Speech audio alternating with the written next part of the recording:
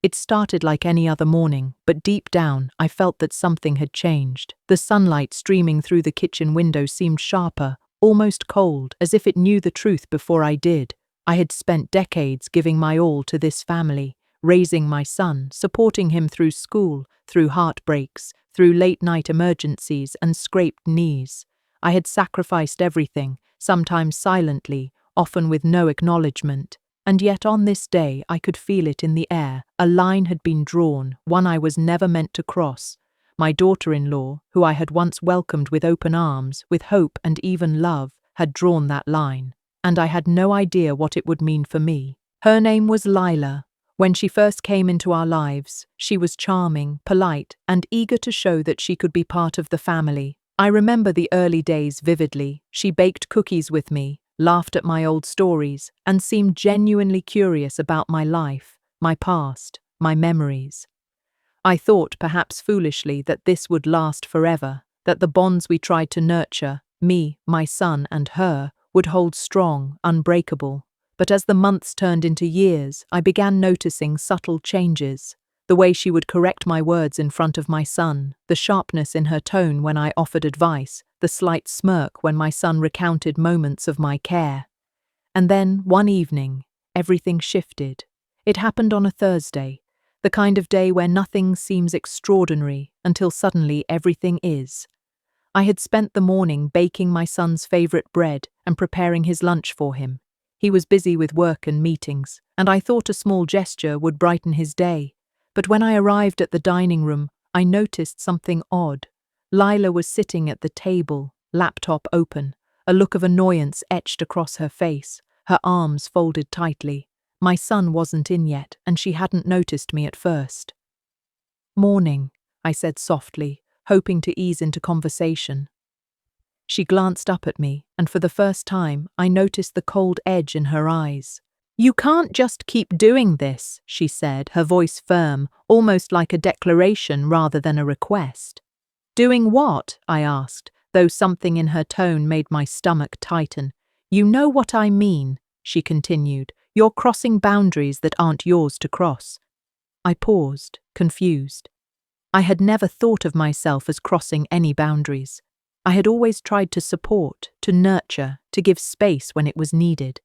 But here, in the warmth of the home I had raised my son in, I realized she wasn't speaking about anything physical or tangible. She meant emotional territory, her domain of control.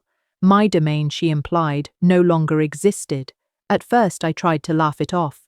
"Lila, I'm only trying to help," I said gently, hoping to soften the tension. She didn't budge. "It's not about help," she said.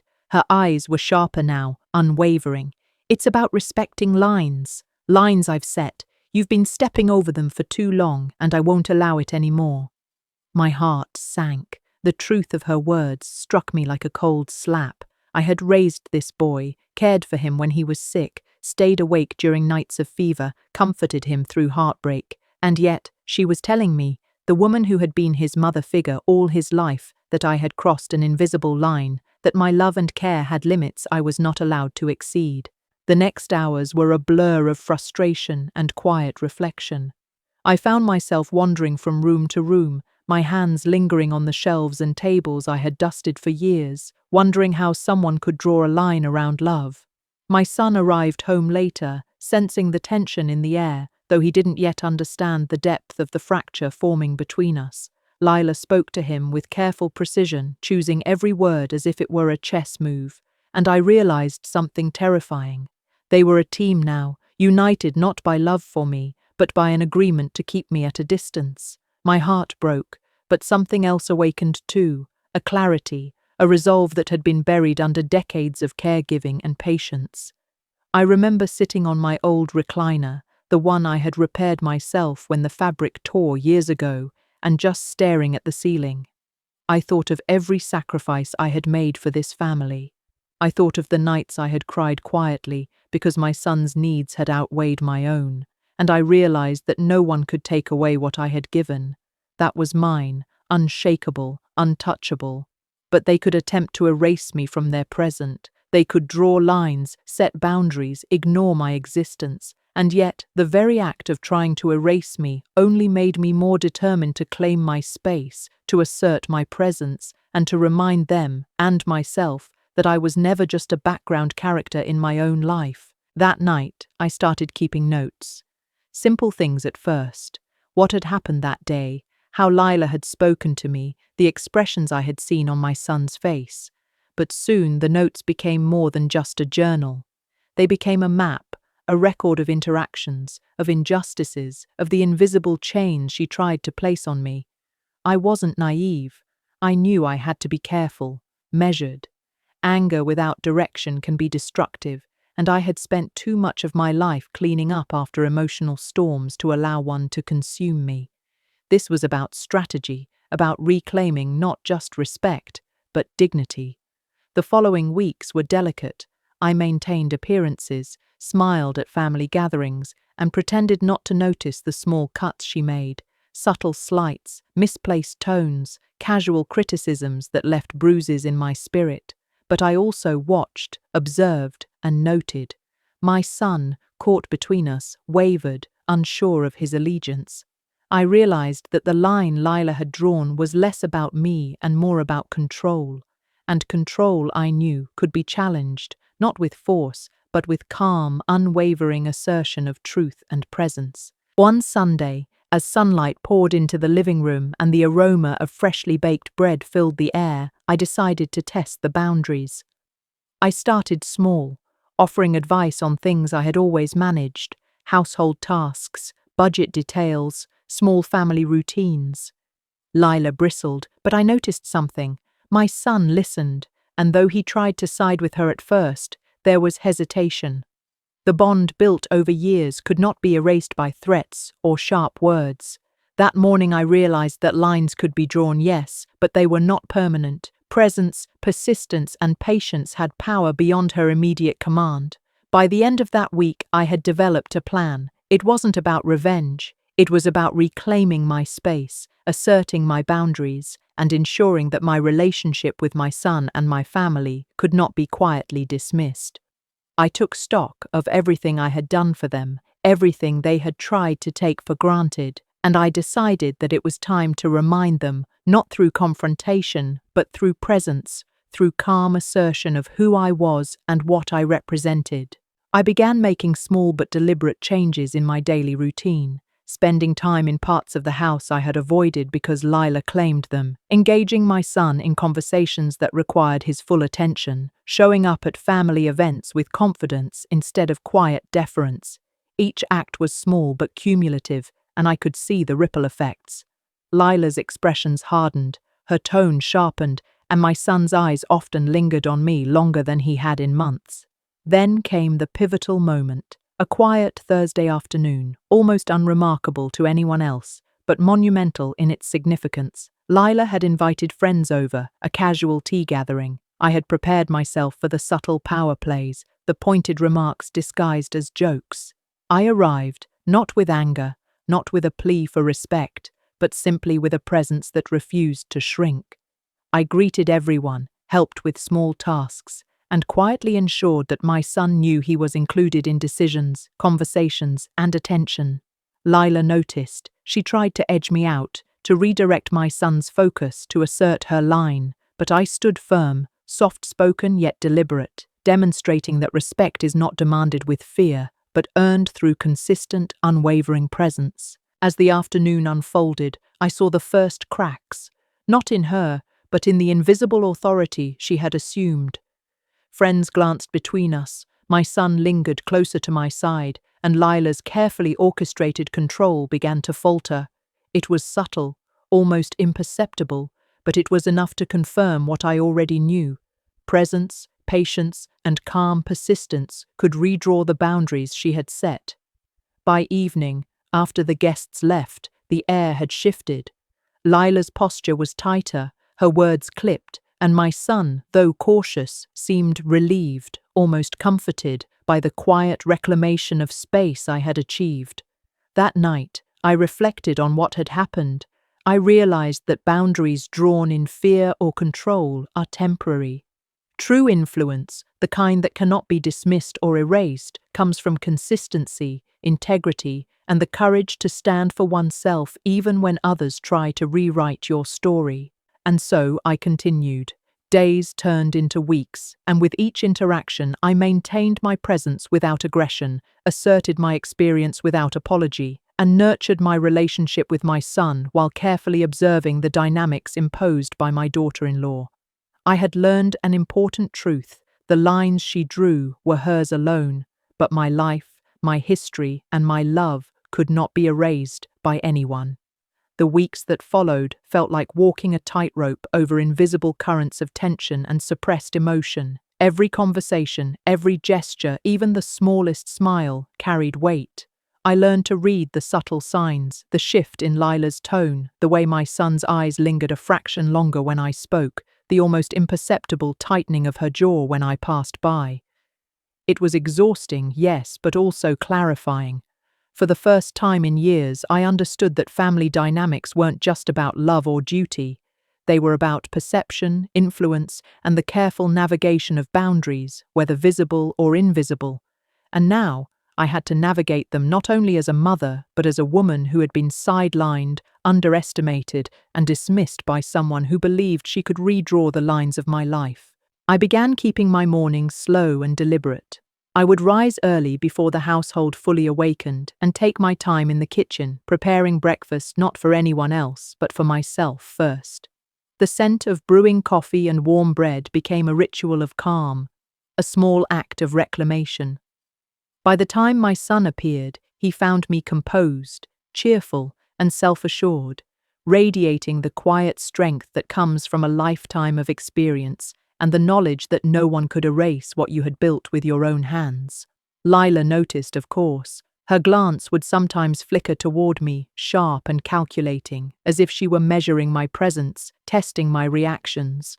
But I remained steady, polite, and unflustered, knowing that any sign of insecurity would only reinforce the boundaries she tried to enforce.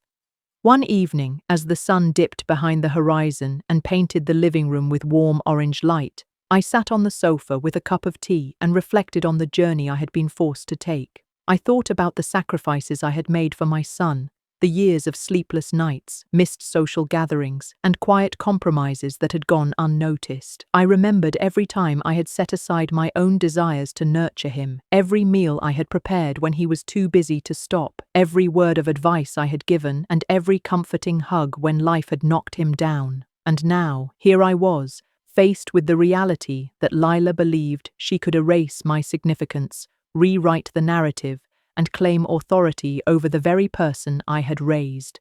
It was infuriating, yes, but also enlightening. I began to notice the patterns in Lila's behavior, subtle yet telling.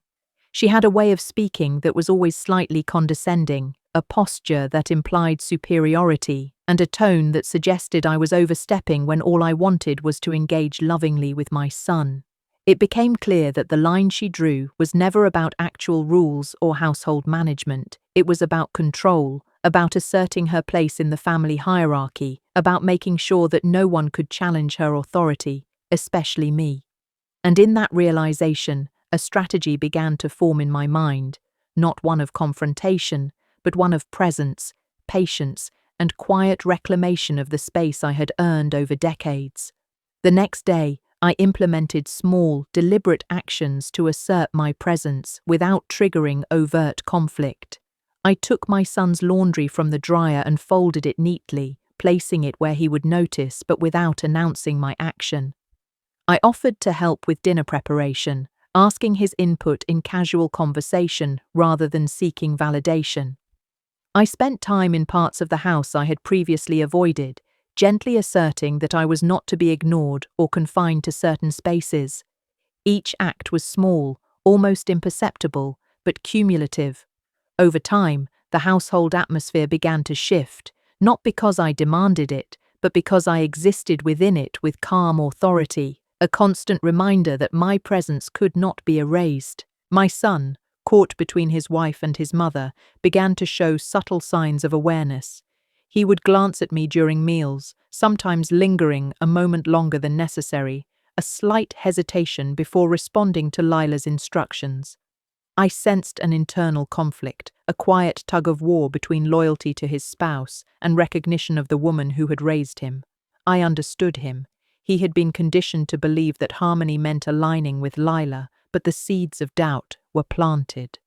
I had learned long ago that change does not happen in an instant, that influence grows slowly, like the roots of a tree beneath the surface. And so, I continued my deliberate, patient approach, confident that time and consistent presence would tilt the balance in my favor.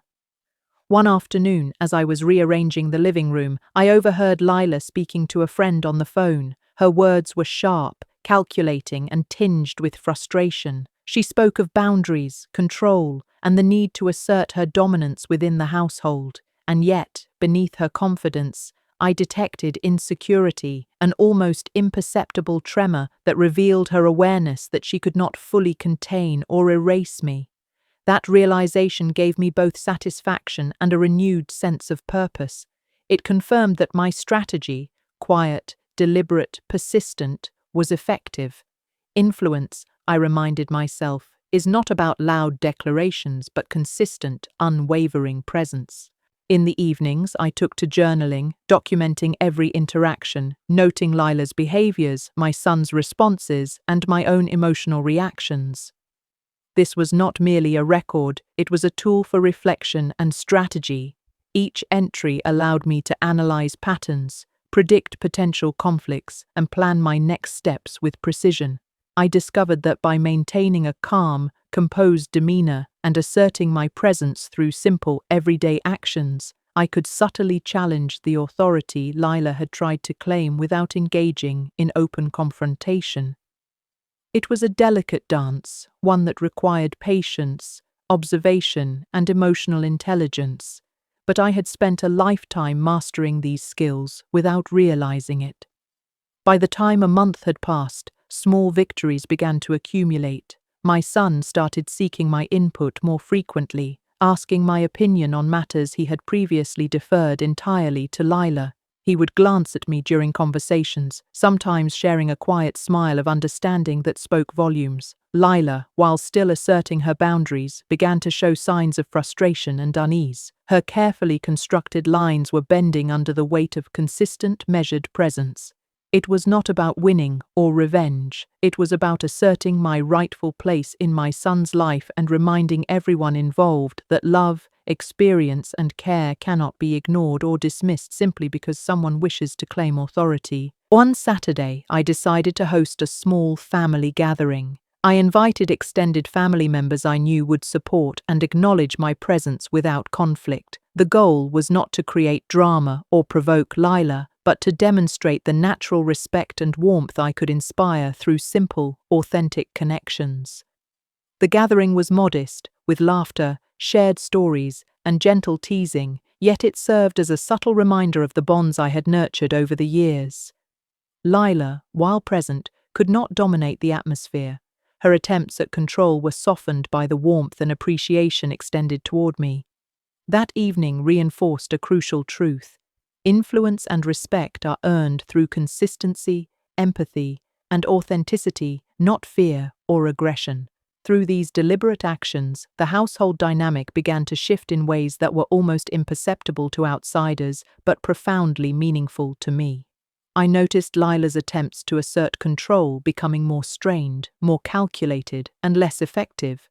My son, increasingly aware of the balance between his wife's authority and his mother's influence, began to engage more openly with me, sharing thoughts, concerns, and moments of quiet connection that had been previously suppressed, and I, in turn, continued to navigate the delicate path between presence and patience, asserting my place in the family without confrontation, without anger, without resentment, only steady, unwavering authenticity. By the time the third month rolled around, the subtle tension that had defined our household began to shift into something more tangible. I had come to realize that Lila's line, the one she had drawn so firmly, was not just about me. It was about control, about asserting dominance in a home that had once been built around love, respect, and shared history. And yet her line, carefully constructed though it was, had cracks, small, almost imperceptible cracks, but cracks nonetheless. I learned to spot them, to exploit them gently and quietly, without ever raising my voice or making a scene. Influence, I knew now, was not about confrontation, it was about presence, consistent, unwavering, undeniable presence. One afternoon, while preparing lunch in the kitchen, I noticed my son lingering in the doorway watching me. Lila was busy in the living room, engrossed in her phone, oblivious to his gaze. He looked torn, a flicker of uncertainty in his eyes. That moment, brief as it was, felt monumental.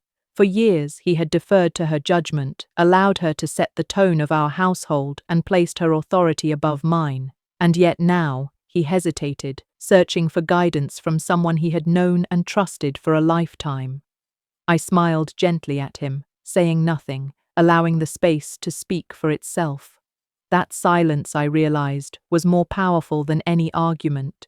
The days that followed were a delicate dance. I continued my quiet reclamation of space, engaging my son in meaningful conversations, offering advice only when solicited, and maintaining a calm, composed presence that refused to be ignored. Lila, increasingly aware of my subtle influence, began to react. Her remarks grew sharper, her tone clipped, but always carefully measured. She was testing boundaries, probing for weaknesses, and attempting to assert her authority through carefully chosen words and gestures. And yet, each time she did, I responded not with anger or defensiveness, but with patience and poise. Presence, after all, cannot be forced. It must be earned, maintained, and demonstrated through consistency and quiet confidence. I began to notice patterns in her behavior that revealed her insecurities. She would micromanage interactions, attempt to isolate my son from conversations, and subtly undermine my authority through offhand remarks. But the more she tried to control, the more evident her efforts became. Others in the household, my son and even our extended family during visits, began to notice. They could see the tension, the subtle power struggles, and the way I maintained composure despite her attempts to diminish me. This recognition, though unspoken, was crucial. Influence, I had learned, was as much about perception as it was about action. By remaining calm and consistent, I began to reclaim my role within the family quietly but effectively. One weekend, I decided to engage my son in a project we had long talked about, a home improvement task, simple but meaningful. I suggested we repair the old wooden fence in the backyard, the one that had been weathered and neglected for years. He hesitated at first, glancing toward Lila as if seeking her approval. I smiled and said nothing, simply inviting him to join me in the project. He came along, and together we spent the afternoon sanding, painting, and repairing the fence. Lila, observing from the window, attempted to interject, offering suggestions and critiques, but I maintained composure, acknowledging her comments politely while continuing our work. By the end of the day, not only was the fence restored, but the unspoken bond between my son and me was strengthened. The following days revealed subtle shifts in household dynamics. Lila's attempts to assert control became more strained, less natural. The confidence with which she had once drawn lines around me began to waver. My son, increasingly aware of the contrast between her approach and mine, started seeking my input more frequently, valuing my experience and judgment in ways he had not dared to before. This was not an immediate victory. Progress was incremental, almost imperceptible, but tangible nonetheless. Each interaction, each shared moment slowly dismantled the rigid boundaries she had attempted to enforce. I continued to document these interactions in my journal, noting patterns, emotional responses, and subtle victories. Writing became a tool for clarity, a means of tracking progress, and a way to reflect on the emotional landscape of the household. I recorded the ways my son engaged with me differently, the ways Lila's tone shifted under observation, and the small moments of validation that confirmed my quiet reclamation of space. These entries served as a roadmap, guiding my actions and reinforcing the understanding that patience, persistence, and presence could achieve what confrontation never could. One evening, I invited my son to join me for tea on the porch, a quiet ritual we had shared for years. We spoke of memories, childhood stories, and small dreams, and in those moments, I realized the depth of the bond that remained unbroken despite Lila's attempts to assert dominance. My son's laughter, the subtle way he leaned closer when sharing thoughts, and the trust evident in his eyes reminded me that influence is not about control, but about connection. And connection, once established, cannot be erased by lines drawn in fear or ambition. The subtle victories encouraged me to take further steps. I began engaging more actively in household decisions, always with calmness and respect, ensuring that my voice was heard without provoking confrontation. I offered guidance in financial matters, meal planning, and family scheduling, demonstrating that my experience was invaluable and my perspective deserved consideration. Lila, while still asserting boundaries, increasingly found her authority challenged by the quiet but firm presence I maintained. My son, caught between us, began to see the contrast clearly, the stability, wisdom, and love I offered versus the control and tension she attempted to impose. During one particularly revealing moment, Lila attempted to rearrange the living room furniture without consulting me. I observed silently, noting her movements and expressions.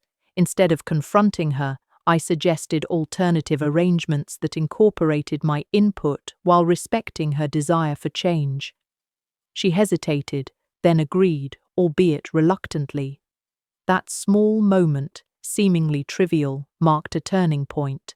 My influence was no longer easily dismissed. Presence, patience, and strategic engagement had begun to shift the household dynamic in ways that were subtle yet undeniable. By the end of the third month, the once rigid line drawn by Lila had begun to blur. My son engaged more openly with me, sought my guidance, and appreciated my presence in ways he had not dared before. Lila's authority, while still present, was tempered by the recognition that my role in the family was neither negotiable nor disposable. Influence, I realized, is not about dominance, but about consistency, empathy, and strategic assertion of presence. By maintaining calm composure, documenting interactions, and engaging in meaningful connection, I had begun to reclaim the space that had been quietly threatened. I reflected on these months with a quiet sense of accomplishment. The lessons were profound. Boundaries, once drawn in fear or control, are temporary. Influence, built on presence, patience, and authenticity, is enduring.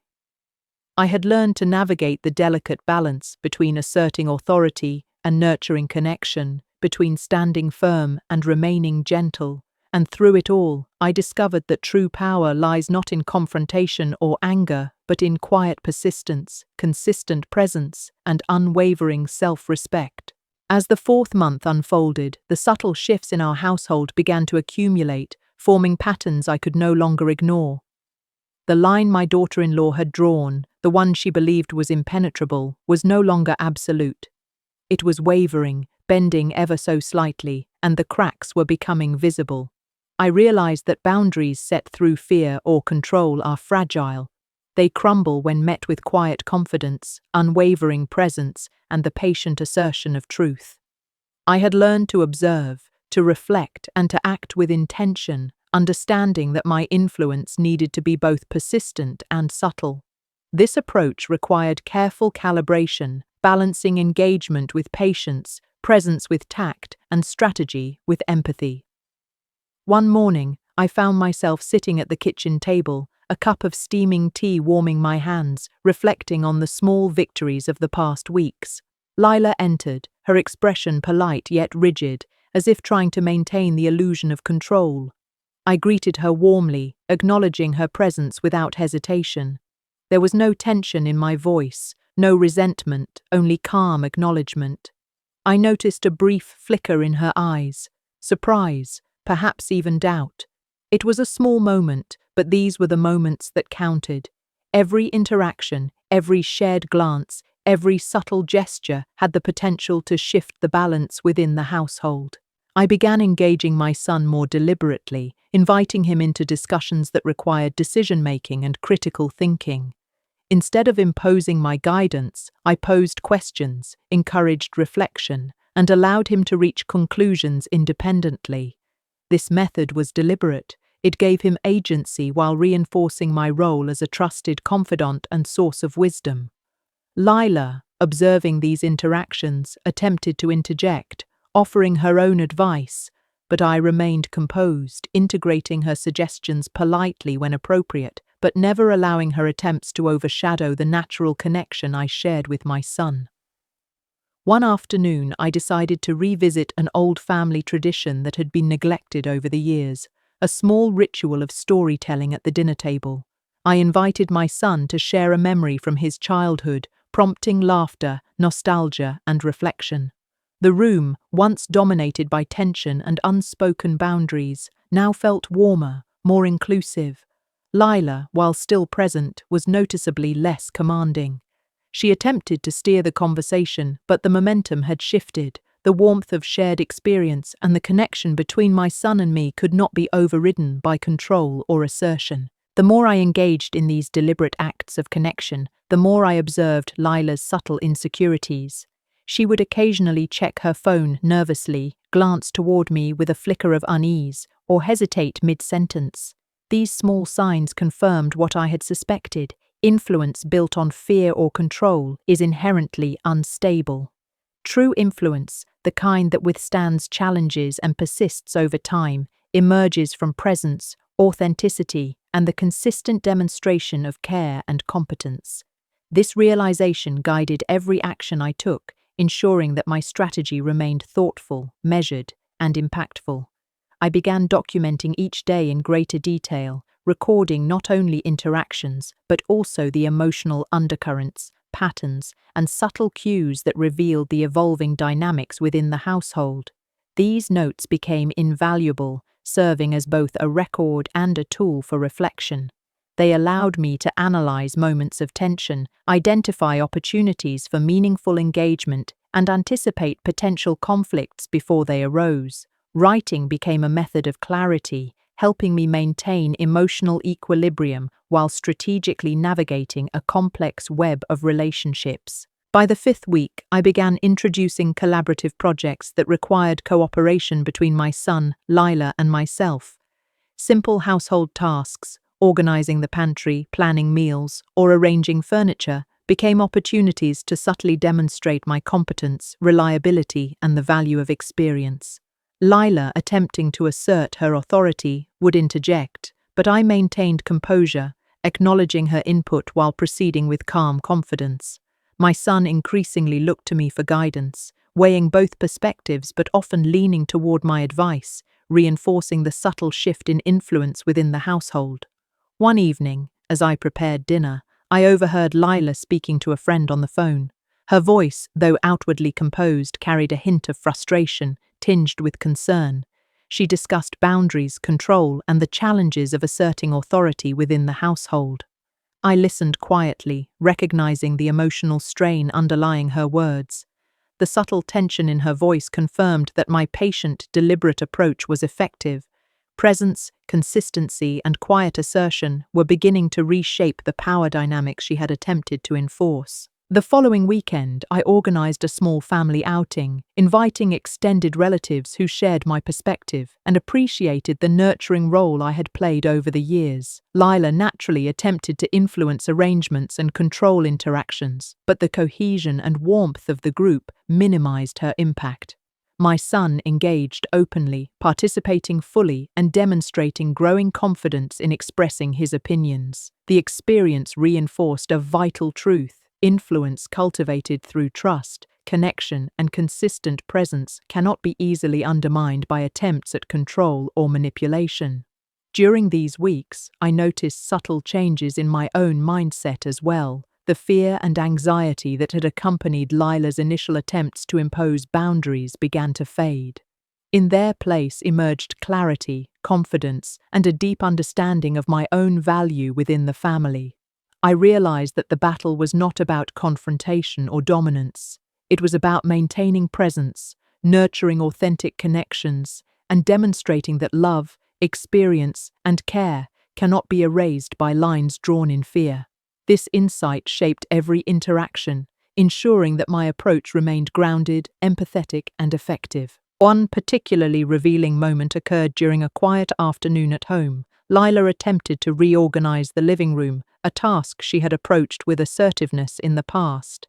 I observed her movements, noting the precision and tension in her posture. Rather than confronting her directly, I suggested minor adjustments that subtly incorporated my input while respecting her intentions. She hesitated, but ultimately agreed. The small victory confirmed that influence does not require force or confrontation. It can be achieved through thoughtful engagement, subtle guidance, and strategic presence. By the end of the 4th month, the once rigid line drawn by Lila had softened. My son increasingly sought my counsel, valued my perspective, and demonstrated a renewed appreciation for the bond we shared.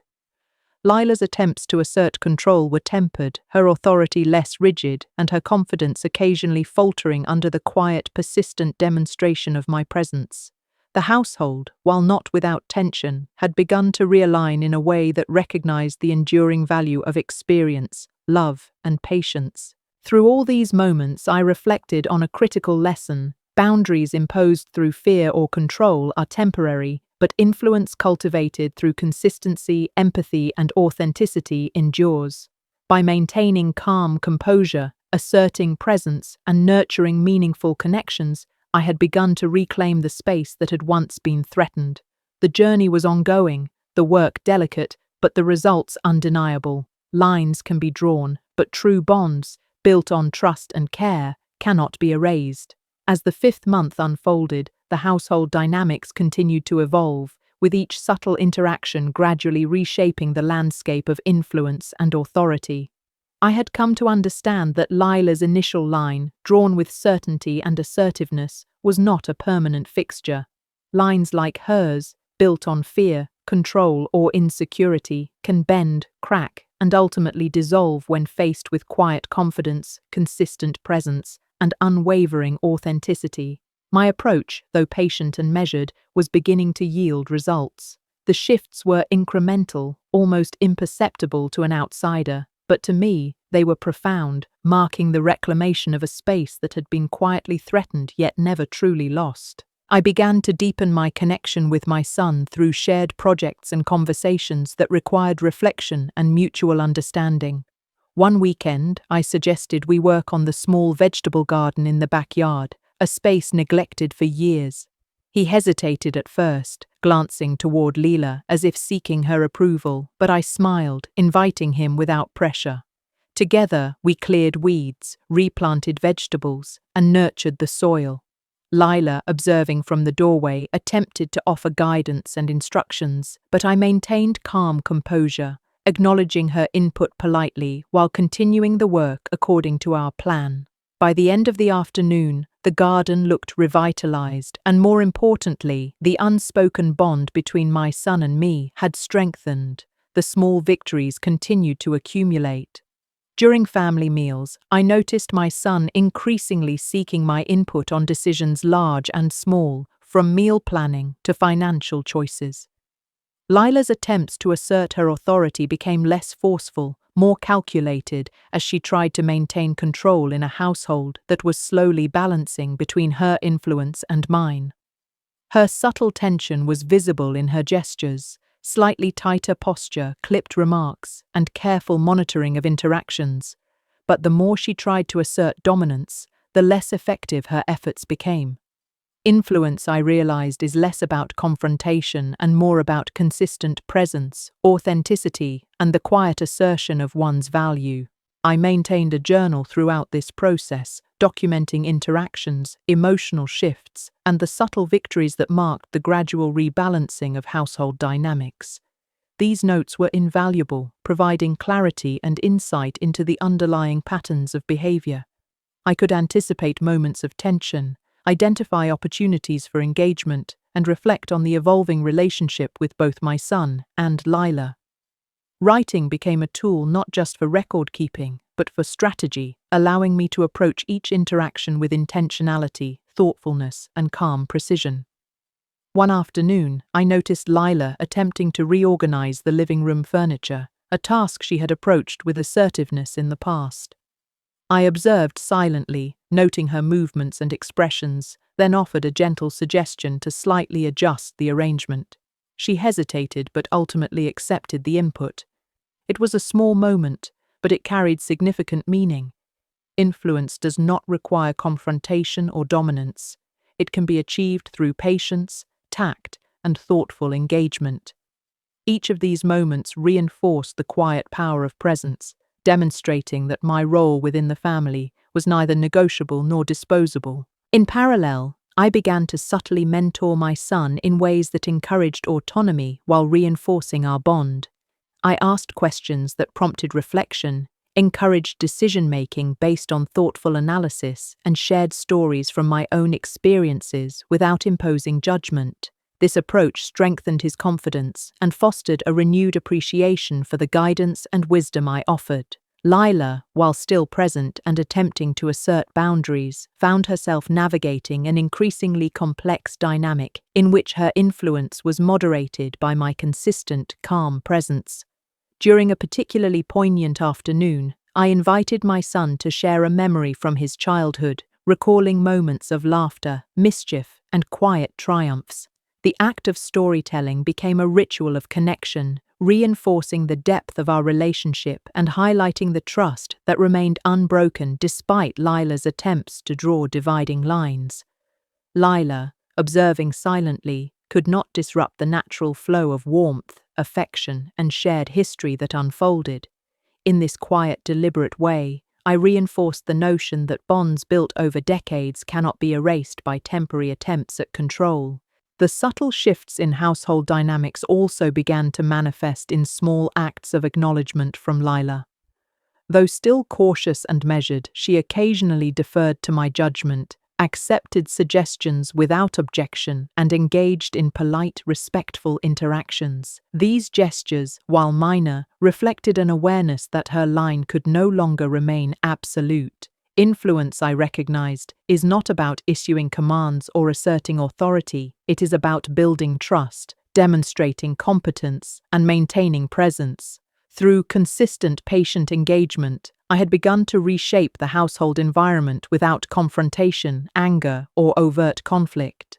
I also focused on creating moments of shared joy and connection that strengthened family bonds while subtly reinforcing my role. From preparing favorite meals to organizing quiet evenings of board games or storytelling, each act served a dual purpose, fostering genuine connection and subtly asserting my presence as an essential, irreplaceable part of the family. Lila, while still present and engaged, was increasingly unable to dominate these interactions. Her influence, once absolute, had begun to share space with the enduring presence, patience, and authenticity I brought into every interaction. One evening, as the sun cast a warm glow through the windows, I found myself reflecting on the journey thus far. The initial line drawn by Lila, rigid and absolute, was no longer unchallenged. My patient, deliberate, and consistent presence had begun to reshape the household dynamic. My son increasingly sought my guidance, valued my insights, and engaged in meaningful dialogue that reflected the trust and bond we shared. Lila, while still asserting boundaries, did so within a context increasingly defined by balance, respect, and acknowledgement of my enduring role. Through this process, I had come to understand a profound truth. Influence is not won through confrontation or dominance, but through consistent presence, authentic connection, and the deliberate assertion of one's value. Boundaries imposed through fear, control, or insecurity are temporary, fragile, and ultimately ineffective. In contrast, influence grounded in patience, empathy, and authenticity endures, shaping relationships in subtle but undeniable ways. By maintaining calm composure, engaging thoughtfully, and fostering genuine connection, I had begun to reclaim the space that had once been quietly threatened, reinforcing my role as a mother, mentor, and unwavering presence within the family. By the 6th month, the atmosphere in the household had shifted in ways that were subtle, yet undeniable. Lila, while still attempting to assert her authority, no longer held the same rigid control she had exercised when she first drew her line. My patient and consistent presence had begun to influence the household rhythm, reshaping the relationships between all of us.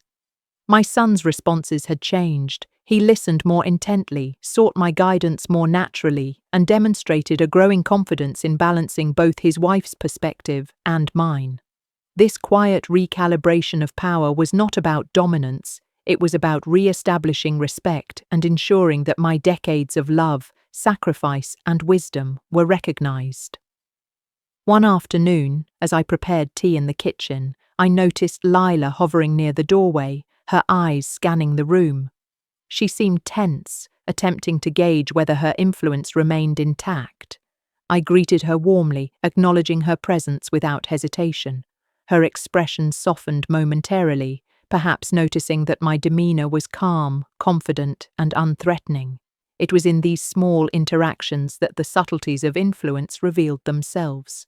Respect, I realized, was not demanded, it was observed, earned, and reinforced over time through consistent, deliberate action. I began organizing small projects that required collaboration but emphasized cooperation rather than hierarchy. One such project involved restoring an old bookshelf in the living room. I invited my son to help, and Lila initially attempted to direct the project, asserting her ideas and preferences. I allowed her suggestions to be considered, nodding and acknowledging them, but I led the execution with patience and skill. The final result was a harmonious blend of input, yet the process subtly reinforced my role as a steady, capable, and reliable presence. My son's quiet acknowledgement of my contributions, sometimes a glance, sometimes a smile, confirmed that my influence was regaining strength. During these months, I made a conscious effort to strengthen my emotional bond with my son.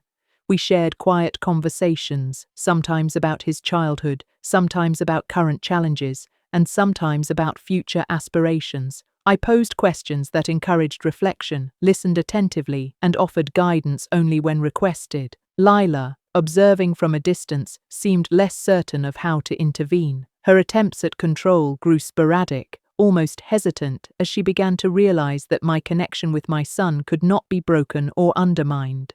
The relational balance in the household was shifting, not through confrontation, but through patience, authenticity, and enduring presence. One day, I decided to engage Lila in a collaborative task, arranging the kitchen to optimize space and functionality. I suggested small improvements, always phrasing them as ideas rather than instructions. She responded cautiously, offering her own adjustments, and I accepted them with grace, integrating both perspectives.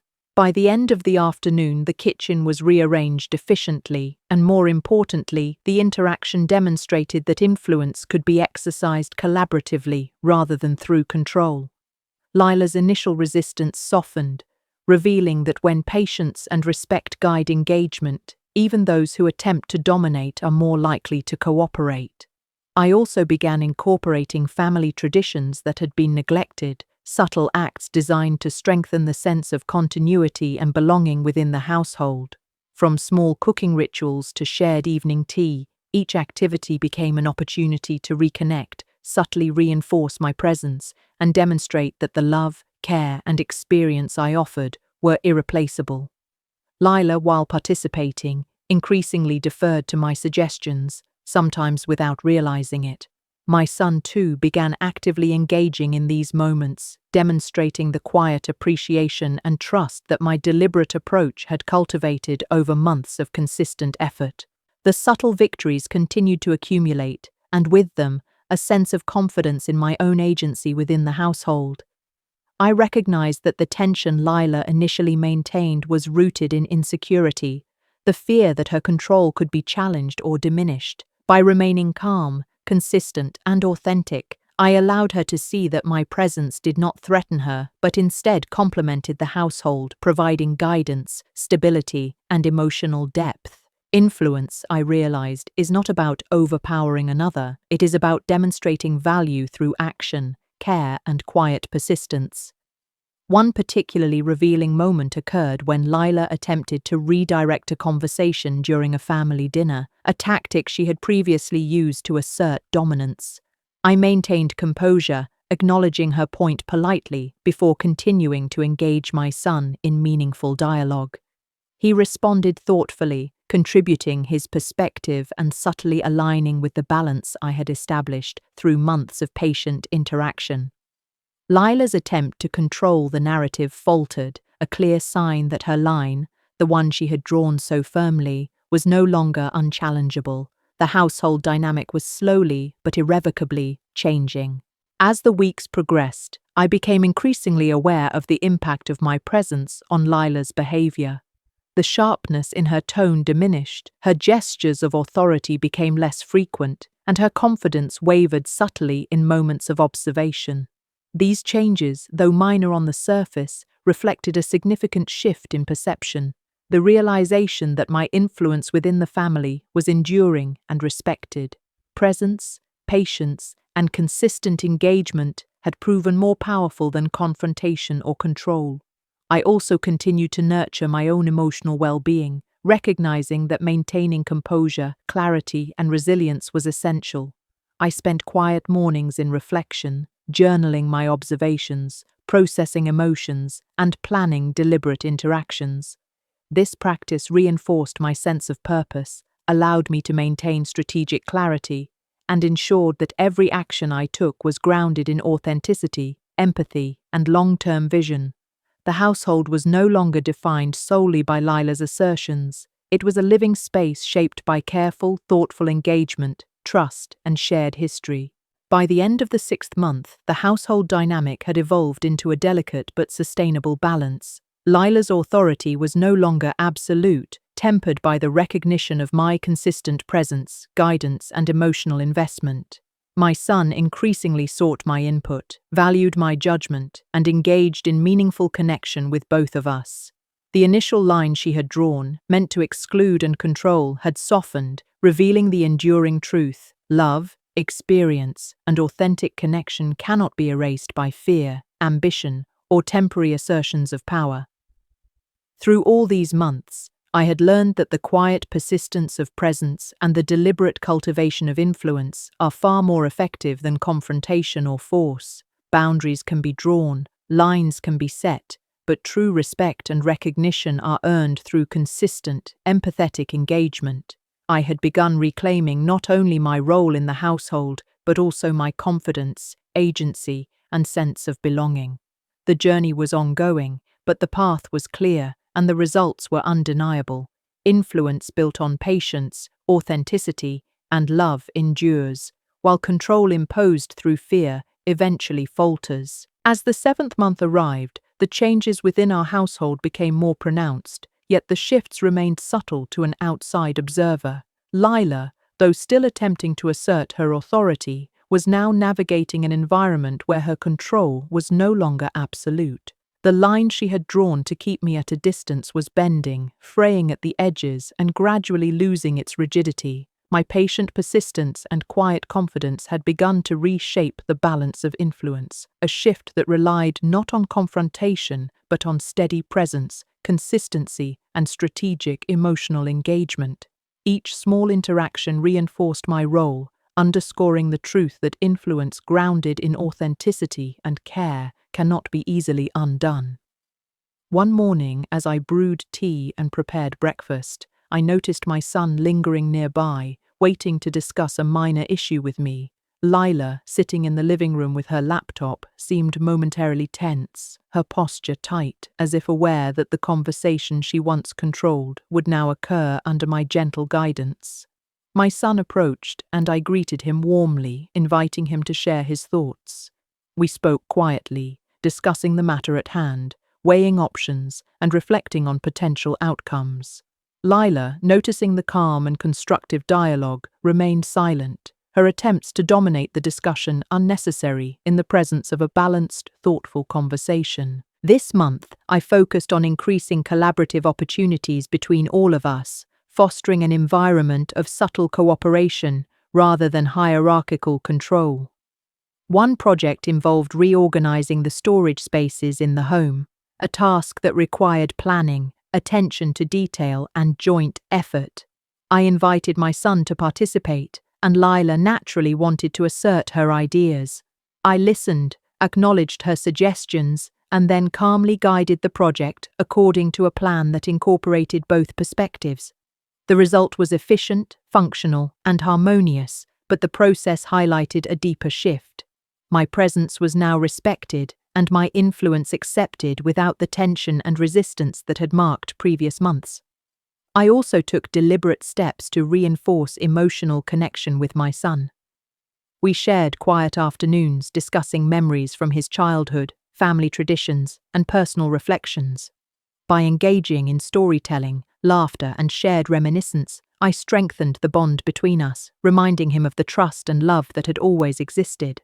Lila, observing, was less able to intervene or control these moments. The quiet presence of history and familiarity created a space that could not be dominated by lines drawn in fear or ambition. These moments reinforced the emotional foundation of our relationship and subtly demonstrated the enduring value of my presence within the family. Throughout this month, I continued to maintain my journal, documenting interactions, emotional responses, and the subtle changes in household dynamics. This practice allowed me to reflect on patterns, anticipate potential conflicts, and approach each situation with clarity and calm.